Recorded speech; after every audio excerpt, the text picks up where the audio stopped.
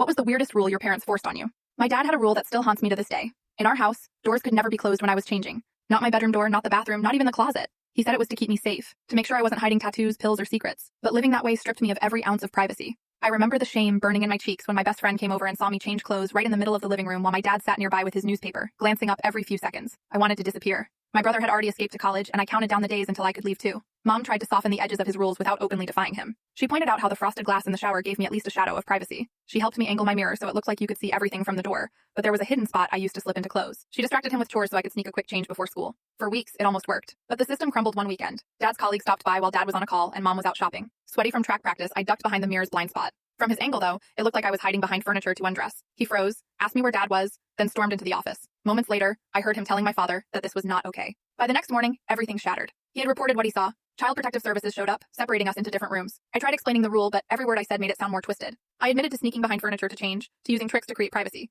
They wrote everything down. When they questioned my dad, he kept saying it was about safety, that I might hide things.